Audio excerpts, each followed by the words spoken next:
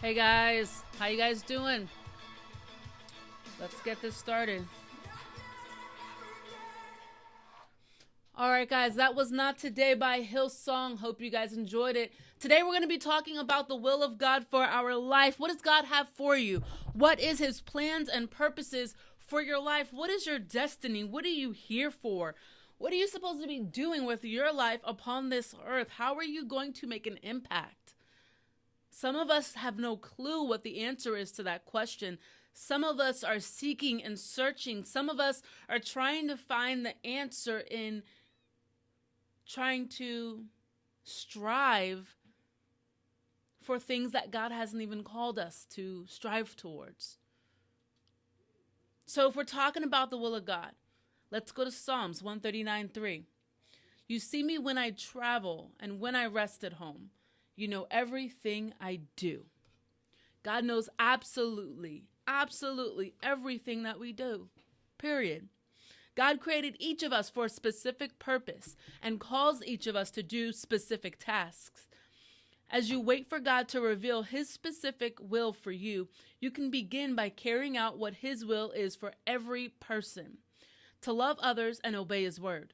Then you can be sure that you won't miss God's will for you because you'll be living it every day. When you arrive in heaven, it won't really matter what kind of grades, friends, clothes, car, or job you had. What will matter is what kind of heart you had. Were you faithful? Did you love others and try to know God deeply?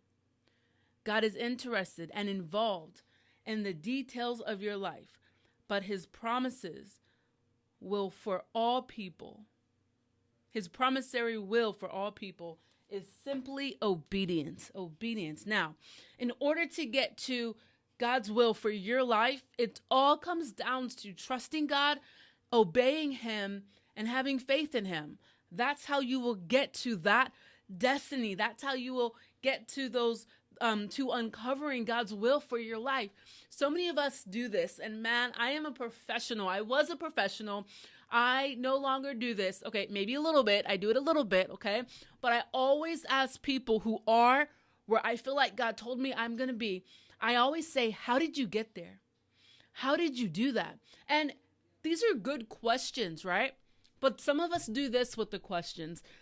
Some of us try to emulate and imitate, right? Duplicate what that person did in order to get there. Now, God's path for us is totally separate than the person next to us's path. Like, it's totally separate. The stepping stones that I take are not going to be the exact stepping stones that you take. Not at all.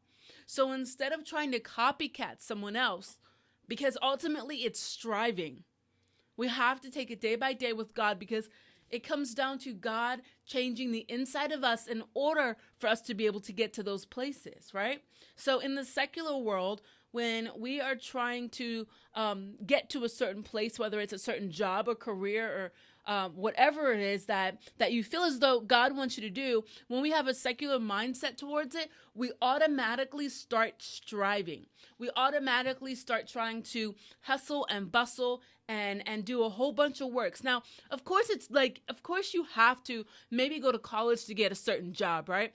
Maybe, of course, you have to network with other people in order to get into those areas of opportunity. Like, I get that, right? But God opens the doors that he wants us to walk through, and we need to allow him to shut the doors that we are trying to pry open, because his destiny does not look exactly like the destiny we think he's envisioning for us. So we have to say to God, okay, God, what do you want me to do?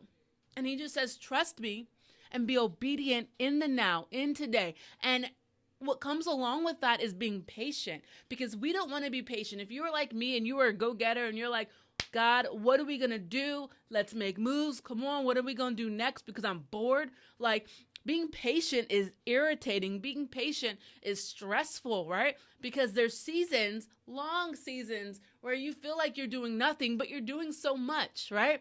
I'm like, God, you have put this vision in my heart, but I feel like I'm doing nothing. But I'm not doing nothing. I'm here on the radio. I'm doing ministry at my church. I'm in full-time ministry. I'm doing a lot, but for me, it's never enough. And so he's like, chill, pump the brakes, spend time with me, get into worship with me. I want you to work on your relationship with me so I could build your character and integrity so that you could sustain that mountaintop that I want you to get to, right? We want to have a heart of David, not a heart like Saul. We want a heart that's after the will of God, the heart of God, instead of striving and trying to make sure that I stay on top. I get this. I win.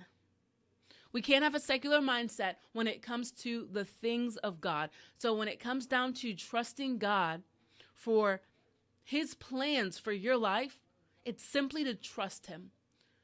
Because you aren't going to know the next step. He is the lamp unto our feet. And that lamp, it's just a lamp. You take one step. That lamp will illuminate that one step. But we're like, God, can you just shine that thing 20, 30 steps ahead? I want to see that far. And he's like, no, I'm a lamp unto your feet. You take this one step and trust me for the next. Trust me for the direction of the next steps of your life. Are you obedient in the now? Are you obedient with exactly where God has you right now? Or are you not satisfied because you feel like you're not doing enough? So in your waiting, while you're being patient, focus just on God. Keep doing what he's having you to do. Whether it's just the ministry of your family right now, getting your home in order. You know what? You can't do those amazing things that he wants you to do when your home isn't even in order. If you're struggling with your wife, if your kids are out of control, if your money is funny, if you can't even hold down a job, there's a problem. How can you expect the mountaintop stuff when you don't even have the home front together? But some people say, well, hey, no, God told me to quit my job. God told me that. Are you sure? Sometimes, yeah, I get it. God will tell you to do those things, right? But I think a lot of us fall victim to that trap, thinking God is telling us to do this when he is really not. When he's totally not. So we have to use wisdom. We have to use judgment.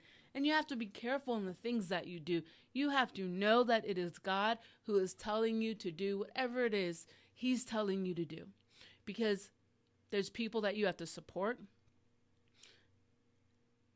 Men, you are the head of your household. And I think sometimes we've forgotten that in this world that we live in. I see too many women being the head of their households while the men aren't pulling the weight that God wants them to pull. We can't have it twisted. We can't have it backwards. We need to be the women God's called us to be. But men, we need to be the men that God's called us to be. You guys have to be the men that God has called you to be. All right? So when it comes down to the will of God for your life, trust him for your every step. Just chill, have patience, and watch him do the work. Watch him totally transform your world. Here we go. Here is Harborside Music, Won't Wait Till Heaven. Love you guys. All right, guys, I hope you guys enjoyed that. Please subscribe somewhere down here, okay? I love you. Later.